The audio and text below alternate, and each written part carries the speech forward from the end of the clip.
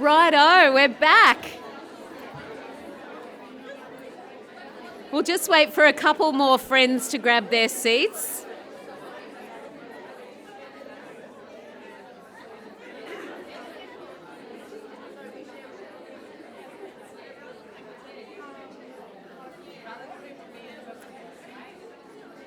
Okay, if I can have your attention so we can jump into this afternoon's program. Thank you all for being so timely and coming back from lunch. It is a really packed program.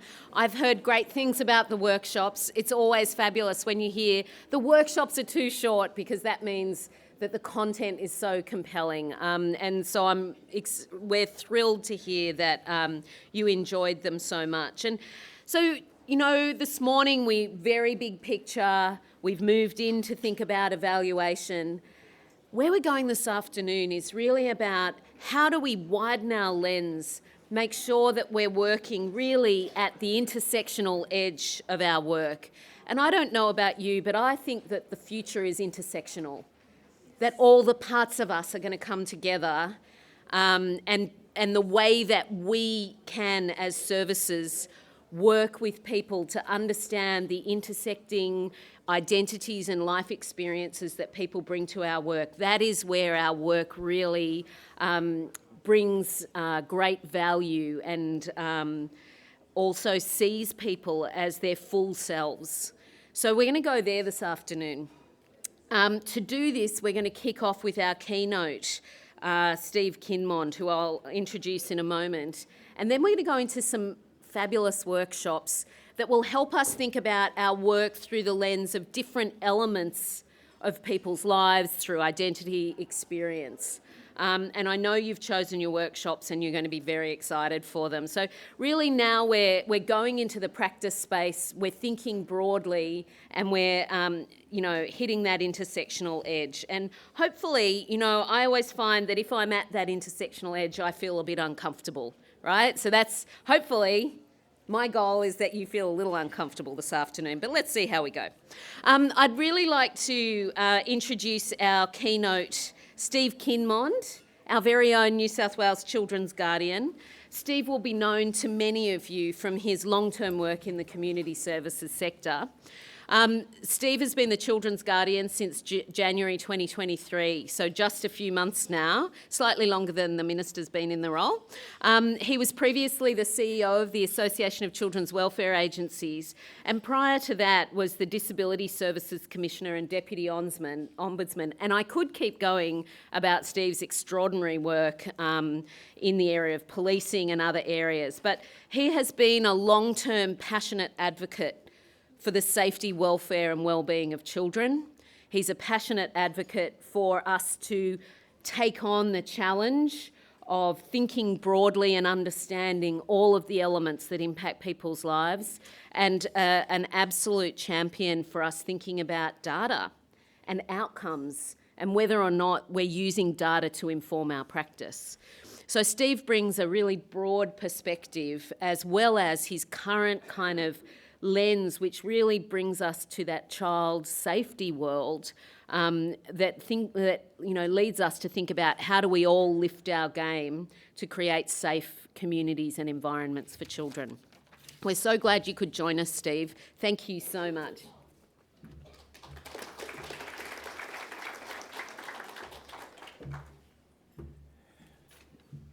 Great, thanks, Karen. Great to be with you. Look, sometimes what's important is you give this smooth, eloquent speech. Not today, because Karen nailed it. I was talking to Susan, I was talking to Delia. We're feeling a bit uncomfortable because we know that things need to be fixed.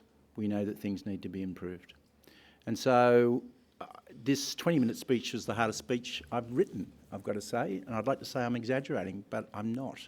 Why? Because it's so critically important. So let me start by acknowledging the land of the Gadigal people on which we come together today, and I do pay my respect to elders past, present and emerging, and to any Aboriginal person who's with us today. Do we show that respect in the way in which we deliver our services and design our service system? Is an important question for us to ask. Look, my years, I began as a 17-year-old youth worker for reasons that escape me, taught me that what's most important is what you do. And so my job is to discharge my responsibilities in a way that support your organisations in your critical work with children and families you're serving. I'm just saying I absolutely mean that. So congratulations and thank you for the work that you do. It's really important. So if I say some hard things today, please forgive me. Consistent with what I've been asked to speak about today, what needs to be recognised is that it's also very complex and challenging. And just so that, you know, they gave me a wicked problem. Susan gave me this. A family enters a TEI, a family preservation service, where there are child protection concerns, family and domestic violence and alcohol and other drugs are evident. The family's from a multicultural background and one of the children has autism. Now, I suspect that I wasn't asked to speak today to give you a micro-analysis from a casework perspective as to the issues pertaining to that scenario and how one should respond. Instead, my guess is, right, given that I've spent decades looking at things from a system perspective, the invitation is there for me to make some observations about not just the system, but also from, you know, being deeply immersed in reviewing, for example, child deaths from abuse, neglect and in suspicious circumstances for 15 years, looking at specific child protection matters over that period of time. In addition, what might be some of the key casework observations that I should make. So, let me start with something that you already know, but it's still nevertheless important for me to put on the table. Whether you're undertaking system review work or the much more important task of directly providing services to families and children, we must always bear in mind that our collective challenge is to build what will work for the kids and families who are often facing multiple challenges in their lives. You know, alcohol and drug dependency, other forms of drug misuse, domestic and family violence, the impacts of criminal activity, the dark cloud of mental health challenges, chronic health or acute health problems, unemployment, poverty, poor education, a lack of affordable housing and or homelessness. I wonder why we've struggled, right, with getting the system right. Because the first thing we've got to recognise is this is not an easy system. It is full of massive challenges. So therefore, as you know, no matter what the size of the community service organisation you work for, no matter what the impressive professional development programs you have in place, and those things are critical, they are critical, you need to have hardwired into your service delivery model, and the system needs to have hardwired the fact that no single organisation with families with complex needs can adequately meet the service needs of your clients with complex needs. Now, you know, that's pretty obvious, I think, but it isn't always practiced. Does that make sense? And I think it is critical. And so it is critical to tap into business partnerships and to build those partnerships. And also reflected in the conference's agenda, if we fail to understand the cultural elements and histories of the families we're working with, including being able to tap into the great strengths within these cultures, then we'll be unable to serve the families and children in a way that will meet their needs. You know, families come with context, including cultural context. So from my years at looking at the systems, what are some specific examples? And these are just examples of areas that illustrate some of the challenges that we face. Well, from 15 years of reviewing the deaths of children from abuse and neglect, which was a legislative responsibility, and then looking at the child protection system, reviewing the child protection system at the same time, What a couple of areas. Well, from these tragic cases, the intersecting areas of need were a common feature. In terms of children dying from familial abuse, there was often a sad trifecta of family violence, substance abuse, and mental illness. Unfortunately, after a period of time, you look for those elements and see them all too frequently. These issues were frequently interwoven with other challenging issues. And so, reflecting on my team's work in this area, my thoughts especially went to, and was a standout issue, and this isn't the only issue, a history of domestic violence relationships and related child protection concerns on foot, Ross reports and other pieces of information. And then the latest domestic and family violence relationship would break down and the case would be closed. But what wasn't recognised, that mum really needed to have those risks, and the kids needed to have those risks reduced in an effective and integrated way. It wasn't okay for the system to move on, and then you'd have a tragic outcome. So there is this critical need, as one illustration, for better integration of domestic violence and child protection practice, where, it's 2023. What does the Australian Child Maltreatment Study say? In per capita terms, the highest issue that kids face, right, in family settings that present a risk to them is domestic and family violence. Have we got that system integrated? No, we don't. And this is against the background of the fact that, we understand the issue. We've got 90 to 95,000, it might be 96,000, apprehended violence orders currently in the system. The complexity of this case is well illustrated in the police assessment process requires each police officer receiving a DV report to go through 123 different screens to come up with their completed assessment. Yep, there's got to be a better way of doing business, doesn't there? Common sense would appear to suggest that the future in terms of our work in this area of domestic and family violence needs to involve reforming the system by establishing a differentiated response that's tailored to addressing the disparate factors in different types of matters which involve family violence. Because simply processing people through the courts and not dealing with the underlying issues isn't recognising the need to have the rights of women and children affected by domestic and family violence protected and put up in lights and addressed. But of course, if we get a differentiated response, that means more pressure is going to be put on family services, family support services, and other key community service providers at the coalface. So do we build a system response to better acknowledge this need? How do we do it? Well, the starting point might be that we actually ask you at the coalface and make sure that we don't repeat the sins of the past and leave fundamental service providers out of the loop. And it's great to have Delia here, and it's great to acknowledge Susan's work, because I know that's the message that the peaks will be sending. It's got to be dealt with, does it not? And so my practice and review work has taught me that without an approach in this and so many other complex areas which is focused on providing a holistic response to meeting the needs of vulnerable families and children, then they very often won't be able to get the support that they need. It's just not going to happen. Let me move on to another area from my work.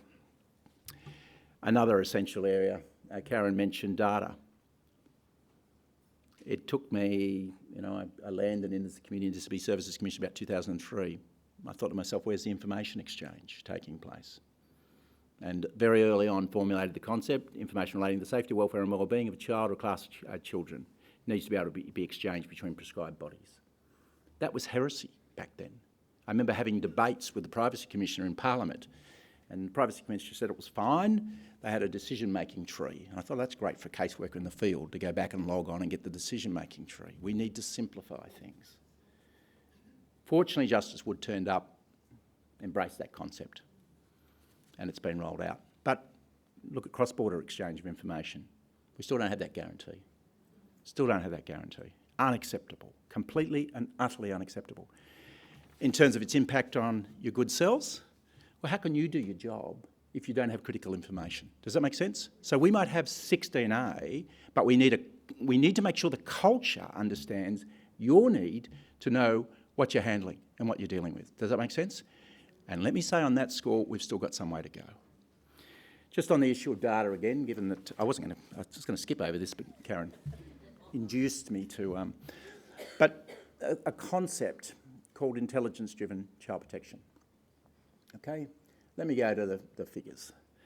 When we, the old risk of harm days, 240,000 reports or thereabouts.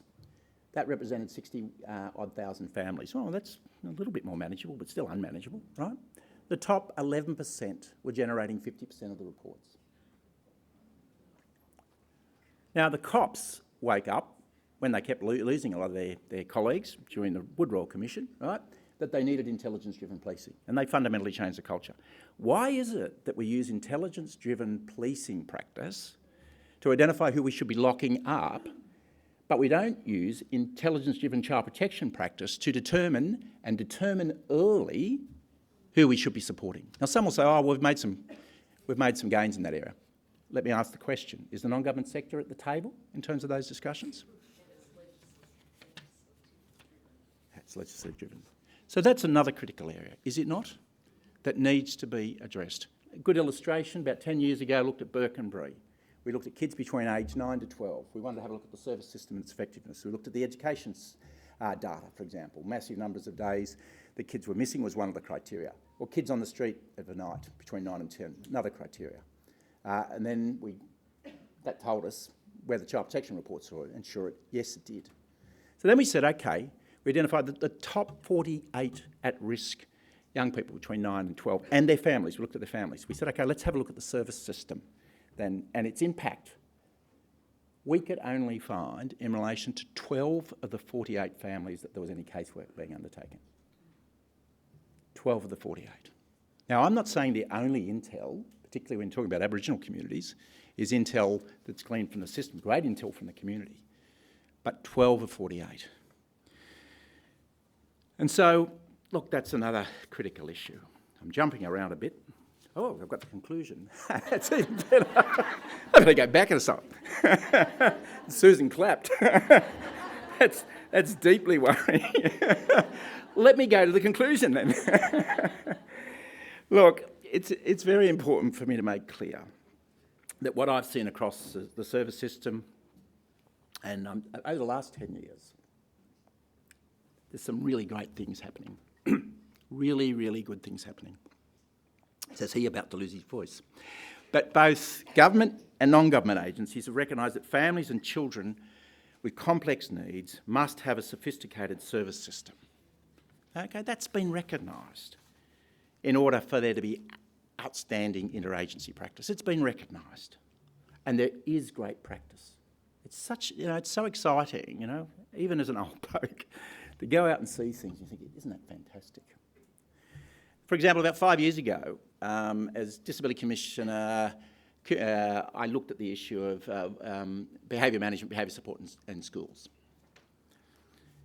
and the capacity of the education system to serve those kids who are vulnerable, okay? And what was great to see was some great practice in those schools. Great practice in those schools in seeking to provide educational support. But as you know, it's a hit and miss proposition. Is it not?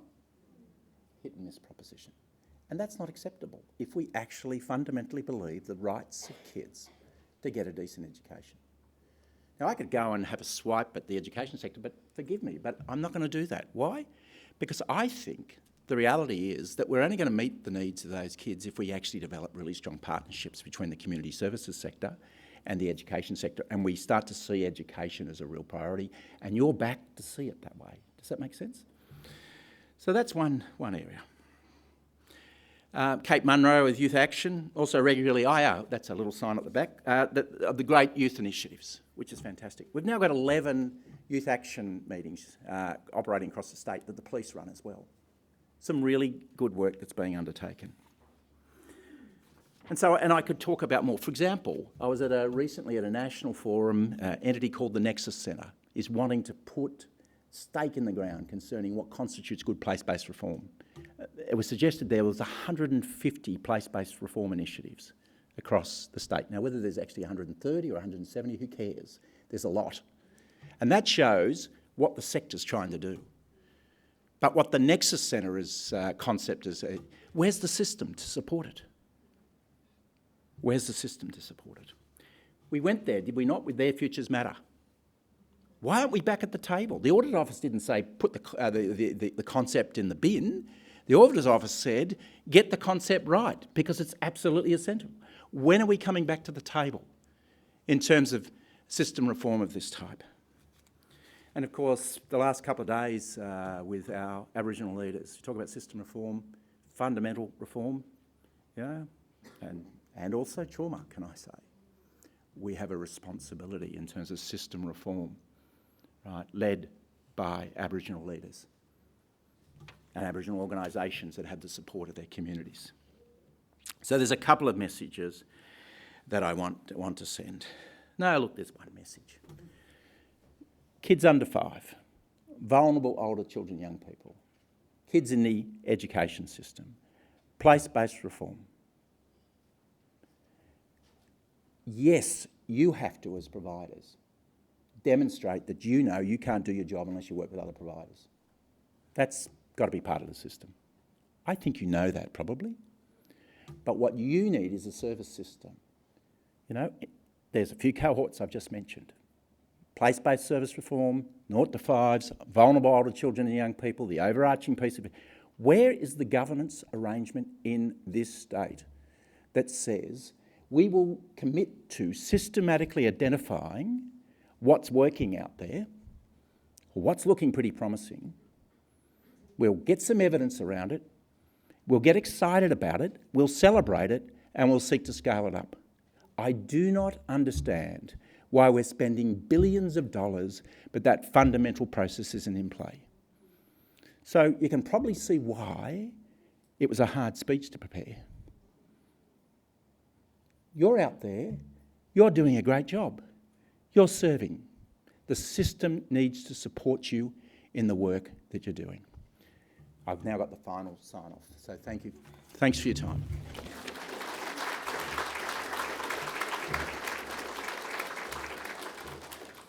Thank you so much, Steve. We know we can rely on you to speak deeply to us in the place we're at, and we know every time we work with a child, we see this world, but the child's world is so much greater than that.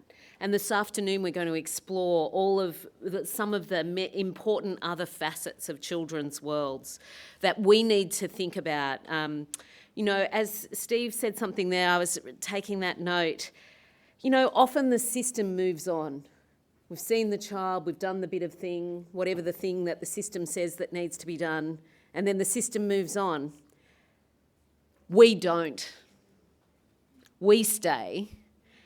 And when we're the people who stay alongside families, our ability to work in the round, to work with the whole person, to understand the identities, lived experience that people bring in the fullness of their lives when we work with them, means that we are uniquely placed to make a significant difference.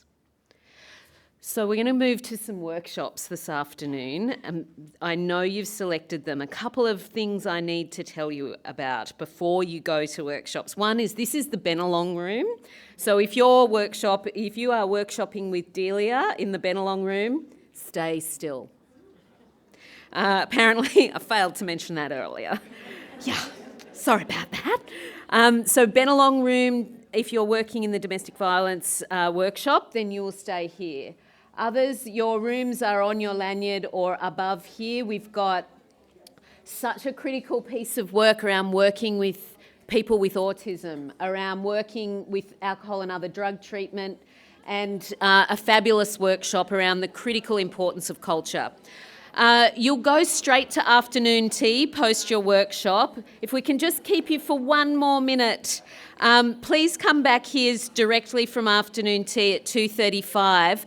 There will be a very exciting afternoon. It's all about organisational sustainability, and more importantly, we have some extremely exciting sparky business going on in the afternoon. So come back, grab a lucky door ticket on your way back in. Serious prize here, 2 nights accommodation here, a fabulous opportunity for a mini break in the heart of the city. So make sure you come back. We'll see you back here at 2:35.